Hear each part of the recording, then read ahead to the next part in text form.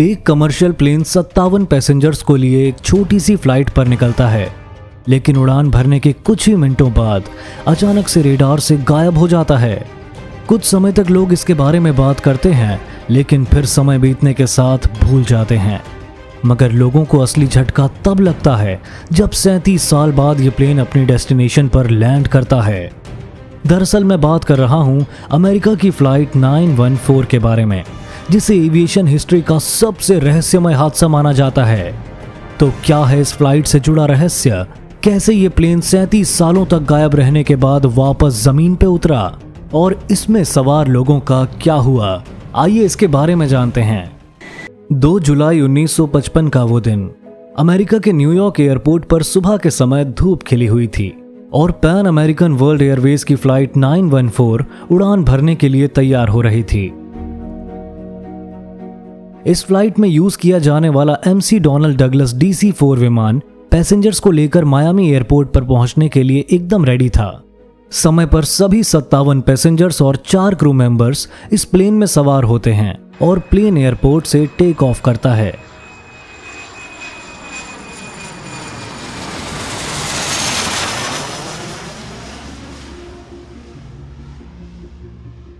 अब यूं तो रूटीन के अनुसार इस प्लेन को सुबह 9:55 पर मायामी पहुंच जाना चाहिए था, लेकिन उड़ान भरने के कुछ ही मिनटों के अंदर फ्लाइट 914 एयर ट्रैफिक कंट्रोल के रेडार से गायब हो जाती है। अथॉरिटीज को कुछ पता नहीं चलता कि इतना बड़ा प्लेन आखिर आसमान में कैसे गायब हो गया। शुरुआत में सभी लोगों को लगता है कि शायद ये प्लेन अपना रास्ता भटक गया होगा और इसलिए इसे ढूंढने के लिए सर्च ऑपरेशन चलाए जाते हैं। लेकिन अफसोस कि महीनों तक खोजबीन करने के बाद भी इस प्लेन का एक टुकड़ा तक किसी को नहीं मिलता और सारी कोशिशें करने के बाद अथॉरिटीज मान लेती हैं कि ये प्लेन शायद समुद्र में ही क्रैश हो गया होगा।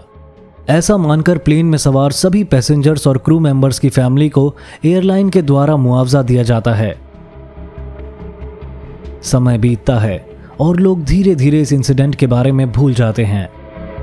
लेकिन फिर 37 साल बाद 9 सितंबर 1992 के दिन वेनेजुएला के कैराकस में साइमन बोलीवर इंटरनेशनल एयरपोर्ट पर ATC की रेडार स्क्रीन में अचानक से एक डॉट यानी बिंदु टिमटिमाता हुआ नजर आता है। शुरुआत में ATC को लगता है कि एयरपोर्ट पर लैंड करने वाली कोई नॉर्मल फ्लाइट होगी, लेकिन कुछ मिनटों के बाद जब ये प्लेन दिखाई देने लगता है तब ATC और एयरपोर्ट पर मौजूद बाकी अथॉरिटीज पूरी तरह हैरान रह जाती हैं। उन्हें हैरानी इस बात की होती है कि ये एक बेहद पुराना MC डोनाल्ड डगलस DC-4 विमान है, जिसे यूज करना दशकों पहले बंद किया जा चुका है। उन एम्प्लॉयज को यह प्लेन किसी और टाइमलाइन या किसी दूसरे यूनिवर्स से आया प्रतीत होता है। ATC को कुछ समझ नहीं आता कि प्लेन आखिर रेडार से बचकर अचानक उनके सामने कैसे आ गया और अब आगे ये क्या करने वाला है। इसी कश्मकश में ATC के अधिकारी प्लेन के साथ रेडियो संपर्क बनाते हैं और उन्हें एयरक्राफ्ट में सवार पायलट की आवाज सुनाई देती है। पायलट कहता है, हम कहाँ हैं? ATC की तरफ से कोई जवाब ना मिलता देख पायलट आगे उन्हें बताता है कि हम pan Airways American world Airways की फ्लाइट 914 हैं। हमारे प्लेन में 57 पैसेंजर्स और 4 क्रू मेंबर सवार हैं और हमें न्यूयॉर्क से मायामी पहुंचना है। ये बात सुनकर ATC के अधिकारी हैरान परेशान हो जाते हैं। उन्हें समझ नहीं आता कि ये फ्लाइट अपना रास्ता भटककर 2200 किलोमीटर दूर एक अलग देश में कैसे आ सकती है। हड़बड़ाहट में ATC के अधिकारी प्लेन के क्रू से पूछते हैं कि क्या आपका प्लेन क्रैश होने की स्थिति में है और क्या हमसे पहले आपने किसी और से भी संपर्क बनाने की कोशिश की है। हालांकि ATC को उनके इन सवालों का कोई जवाब नहीं मिलता, लेकिन प्लेन में पैसेंजर्स की मौजूदगी को ध्यान में रखते हुए वो लैंडिंग के रनवे को क्लियर करवा देते हैं। इसके कुछ मिनटों बाद डगलस DC-4 विमान के पहिए बहुत ही आराम से रनवे को टच करते हैं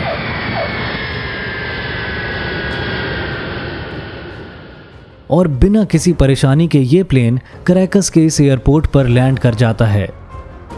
लेकिन प्लेन नीचे उतरने के बाद जो होता है उससे सभी के होश उड़ जाते हैं।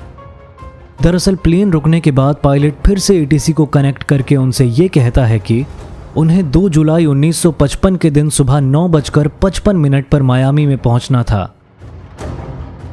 ये बात सुनकर एटीसी अधिकारी शॉक्ड रह जाते हैं और वो जवाब देता है कि आपने कैरेकस वेनेजुला के साइमन बोलीवर इंटरनेशनल एयरपोर्ट पर लैंड किया है और आज 9 सितंबर 1992 का दिन है। ये जवाब सुनते ही पायलट हैरान परेशान हो जाता है। उसे समझ नहीं आता कि 37 साल का समय ऐसे ही कैसे बीत सकता है। पायलट को पैनिक होते देख एटीसी अधिकारी को लगता है कि ये कोई बड़ी गड़बड़ है और इसके पीछे गहरी साजिश भी हो सकती है। यही सोचकर वो तुरंत सिक्योरिटी को इस प्लेन के पास भेजता है और पायलट से अनुरोध करता है कि वो नीचे उतरकर सरेंडर कर दें।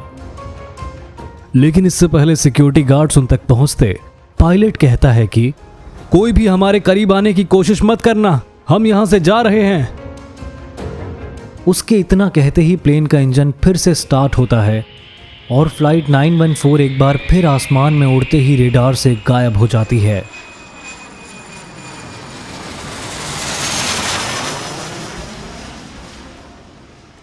एटीसी का वो अधिकारी बाद में बताता है कि उड़ान भरने के कुछ पल तक प्लेन नजर आ रहा था, लेकिन उसके बाद वो नजरों के साथ ही रेडार से भी गायब हो गया।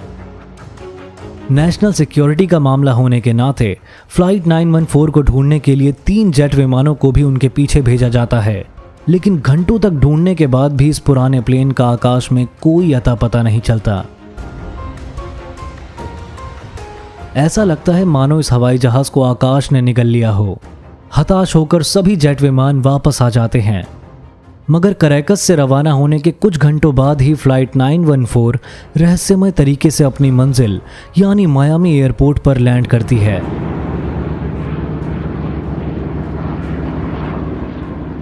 कैरेकस के एयरपोर्ट की तरह मायामी में भी एयरपोर्ट अथॉरिटीज और एयरलाइन ऑफिशियल्स इस प्लेन को देखकर पूरी तरह हैरान रह जाते हैं।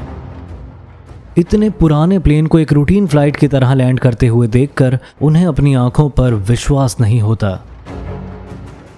खैर, प्लेन के सुरक्षित रूप से लैंड करने के बाद इस मामले की इन्वेस्टिगेशन स्टार्ट होती है और जांच में पाया जाता है कि ये वही MC डोनाल्ड डगलस DC-4 विमान है जिसने 2 जुलाई 1955 के दिन न्यूयॉर्क से मायामी के लिए उड़ान भरी थी।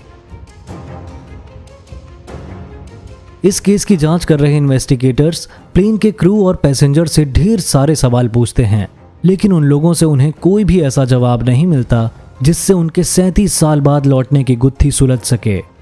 आखिरकार उन लोगों के खिलाफ कोई सबूत या शिकायत दर्ज ना होने के चलते उन सबको उनकी फैमिली से मिलने के लिए आज़ाद कर दिया जाता है।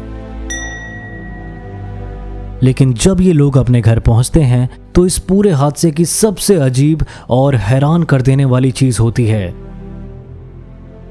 दरअसल प्लेन में सवार सभी लोग बिल्कुल उसी हाल में थे जैसे वो 2 जुलाई 1955 के दिन प्लेन में सवार होने के दौरान थे। ना उनके कपड़े बदले थे, ना वो गंदे हुए थे और ना ही उनकी उम्र में कोई बढ़ोतरी हुई थी,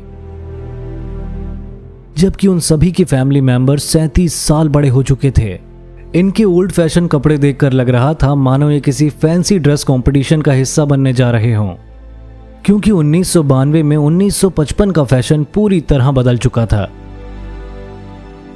प्लेन में सवार इन लोगों को यह यकीन नहीं हो रहा था कि वो 37 साल बाद वापस लौटे हैं। उन्हें ऐसा महसूस हो रहा था कि उन्होंने बस कुछ ही घंटों का सफर तय किया है। ये हवाई जहाज 37 साल तक लगातार कैसे चलता रहा?